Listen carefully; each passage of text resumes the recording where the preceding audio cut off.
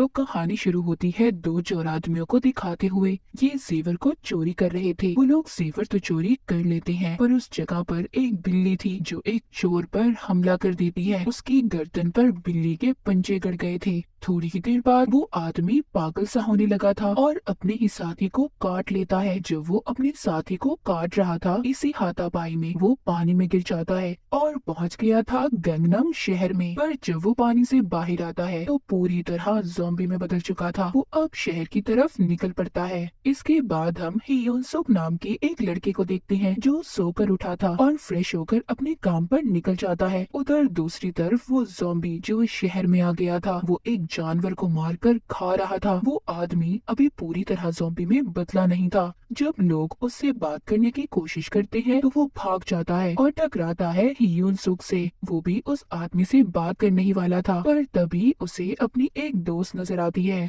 जिसका नाम मिनजिंग था। उसको कुछ लड़के वहाँ पर तंग कर रहे थे, इसलिए हियोन सुक उसकी मदद करता है। उन लड़कों को वहाँ से मारकर भगा देता है। यहाँ पर हमें पता चलता है कि हियोन सुक लड़ाई में काफी माहिर था। हियोन सुक और मिनजिंग दोनों एक जगह पर काम करते थे और जहाँ पर इन दोनों का ऑफिस था वो एक नई बिल्डिंग थी। उस बिल्डिंग की चेकिंग करने एक इंस्पेक्शन लेडी आई थी। वो थोड़ी सी खड़ूस थी। हियोन सुक और मिनजिंग दोनों एक छोटे से ऑफिस में काम करते थे। उनकी कंपनी एक यूट्यूब चैनल चलाती थी। हम यहीं पर हियोन सुक के बॉस को भी देखते हैं जिसकी नजर हमेशा मिनजिंग पर रहती थी, जो बात हियोन सुक को बिल्कुल भी अच्छी नहीं लगती थी क्योंकि वो खुद मिनजिंग को बहुत पसंद करता था। उधर ही हियोन सुक का दोस्त भी था जो इनके साथ काम करता था। दूसरी तरफ हम उस ज़ॉम्बी को देखते हैं जो शहर में आ गया था और उसकी नजर अब हियोन सुक के ऑफिस की बिल्डिंग पर थी। टीवी में भी इस ज़ॉम्बी के बारे में बताया जा रहा था, जिसको देखकर हियोन सुक ने पहचान लिया था।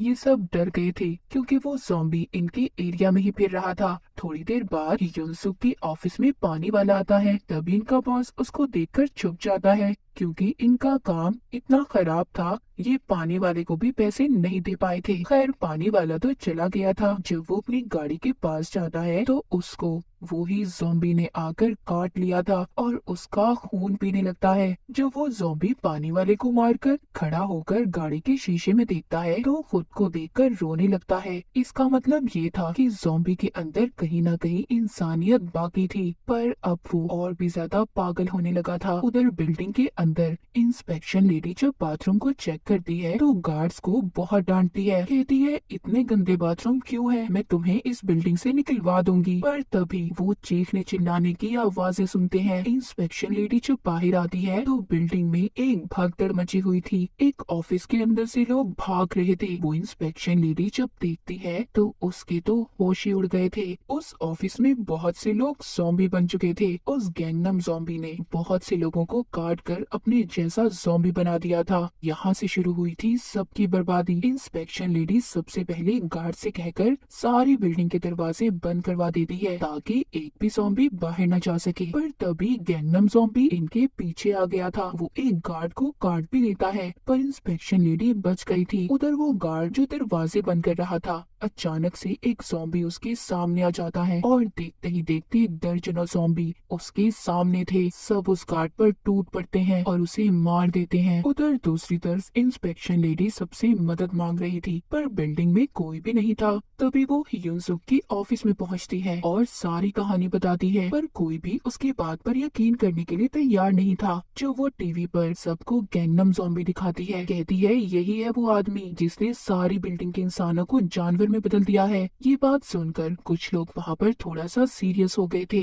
हियोन सुक का बॉस कहता है अगर ये बात सच है क्यों ना हम एक वीडियो बनाएं, हमारा चैनल वायरल हो जाएगा। ये सब अब वीडियो बनाने चले जाते हैं, सिवाय एक गार्ड के जिसको ज़ॉम्बी ने काटा था। उसके हाथ में अब दर्द हो रहा था। वो समझ चुका था कि वो भी अब ज़ॉम्बी बनने वाला है। उधर बाकी के लोग जब वीडियो बनाने गए थे वो हल्का सा दरवाजा खोलकर वीडियो बनाते हैं, पर एक ज़ॉम्बी उन्हें वीडियो बनाते हुए देख लेता है और मिंजिंग को पकड़ लेता है। उस एक ज़ॉम्बी की वजह से बाकी के ज़ॉम्बी भी इनके पास आने लगे थे, पर हियोन सुक ने सही वक्त पर दरवाजे को बंद कर दिया था और दोबारा से ये ऊपर की तरफ आने लगते हैं। हियोन सुक के बॉस को भी एक अच्छी वीडियो मिल गई थी, लेकिन तभी ये अपने सामने गैंगनम ज़ॉम्बी को देखते हैं यूनसुक उससे लड़ता है, उसका मुकाबला करता है, पर आखिर में ज़ॉम्बी उस पर भारी पड़ रहा था। वो ज़ॉम्बी बॉस पर भी हमला करने वाला था, पर बॉस अपनी जान बचाने के पीछे यूनसुक के दोस्त को ज़ॉम्बी के आगे फेंक देता है। कि यूनसुक भी अपने दोस्त को नहीं बचा पाया था, वो बेचारा मर गया था।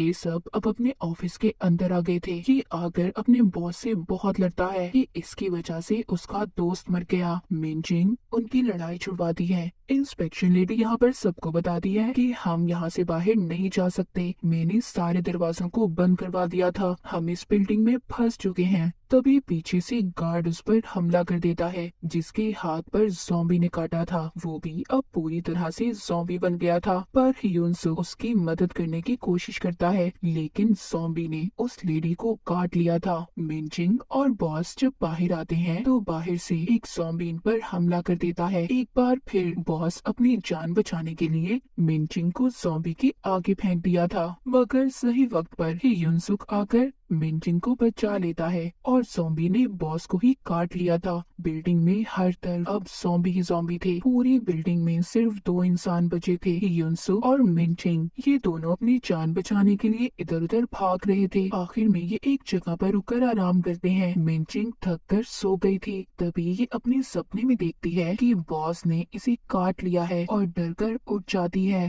तभी यहाँ पर यूनसुक को एक आइडिया आता है। वो एक रेडियो को चलाकर लटका देता है ताकि सभी ज़ॉम्बीज़ उसके पास जाएं और बिल्डिंग के बाहर निकलने का रास्ता साफ कर दें, जिससे ये आसानी से बिल्डिंग के बाहर जा सकते हैं। उस रेडियो की आवाज सुनकर बेहोश ज़ॉम्बी भी जाग गए थे। अब ये जल्दी जल्दी जब भाग रहे थे तभी यूनसुक का दोस्त जो ज़ॉम्बी बन गया था वो इनका रास्ता रोक लेता है। यूनसुक उसे समझाने की बहुत कोशिश करता है। उधर बॉस के ज़ॉम्बी ने भी मिनजिंग को पकड़ लिया था। यहाँ पर मिनजिंग का सपना सच हो जाता है कि अपने और यूनसुक की जान बचाने के लिए बेसबॉल बैट से इन पर हमला करती है। हिम्मत कर कर ये दोनों आगे बढ़ते हैं। जब ये मदद के लिए फोन करते हैं, फोन भी बंद थे। तभी गैंगनम ज़ॉम्बी इनके पास आ गया था। उधर रेडियो भी बंद हो जाता है। नीचे बाहर जाने का सिर्फ एक ही रास्ता था और वो था ज़ॉम्बीज़ के बीच में से। ये दोनों हिम्मत करके ज़ॉम्बीज़ के दरमियान से गुजरते हैं। यूनसुक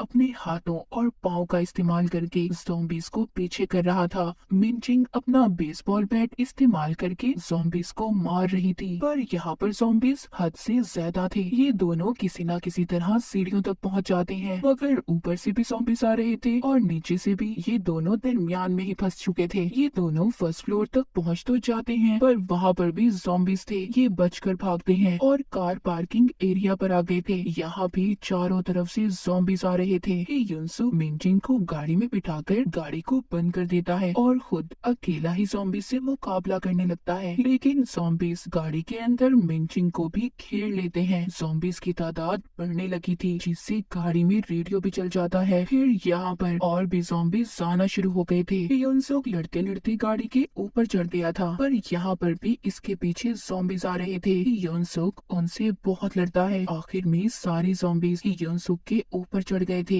यहाँ पर हमें देखकर ऐसा लग रहा था कि यूनसुक भी अब मर जाएगा, पर ऐसा नहीं था। सही वक्त पर मिनजिंग फायर एस्टिमेशन लेकर आ जाती है और सारे ज़ॉम्बीज़ पर स्प्रे कर कर यूनसुक से उन्हें दूर कर देती है। ये सारे ज़ॉम्बीज़ तो भाग गए थे, पर जब ये थोड़ा आगे जाते हैं तो आ जाता है गैंगनम ज़ॉम्बी, जो अब और भी ज्यादा ताकतवर हो गया था, जो यूनसुक पर हमला कर देता है। वो इसके हर वार का पलट कर वार कर रहा था। मार का भी उस ज़ॉम्बीज़ पर कोई असर नहीं हो रहा था। काफी देर तक यूनसुक गैंगनम ज़ॉम्बी से लड़ता रहता है। तभी वहाँ पर इंस्पेक्शन लेडी भी आ जाती है। गैंगनम ज़ॉम्बी इनसे मर तो नहीं रहा था, पर मिनजिंग उसको धक्का देती है और यूनसुक उसको तब तक मारता रहता है जब तक वो हिलना बंद नहीं होता। ये दोनों सोचते हैं कि गैंगनम ज़ॉम्बी तो मर गया, पर पीछे से आ गई थी इंस्पेक्शन लेडी ज़ॉम्बी, आकर यूनसुक की टांग पर काट लेती है। मिनजिंग बेसबॉल बैट से उसे भी मार देती है, लेकिन अब कोई फायदा नहीं था। यूनसुक मिनजिंग से कहता है कि तुम्हें अब अकेले ही बिल्डिंग से बाहर जाना होगा और सैड सा गुड बाय बोलता है, क्योंकि उसे ऐसा लग रहा था कि वो भी अब ज़ॉम्बी बन जाएगा। ये मिनजिंग मेंचिंग को बताता है कि उसे कितना पसंद करता था। ये दोनों एक दूसरे के गले लगते हैं। जब ये मेंचिंग को छोड़ने के लिए खड़ा हुआ था तभी कोई चीज नीचे आकर गिरती है और वो थे इंस्पेक्शन लेडी के नकली दांत। इसका मतलब ये था कि युनसुक पर तो वायरस का कोई असर हुआ ही नहीं था। अब ये दोनों मिलकर बिल्डिंग से बाहर निकलते हैं, पर जाते हुए दोनों एक बेवकूफी कर जाते हैं। दोनों ने दरवाजे को खुला ही छोड़ दिया था। तो कहानी के आखिर में हम देखते हैं गैंगनम ज़ॉम्बी अभी भी जिंदा था।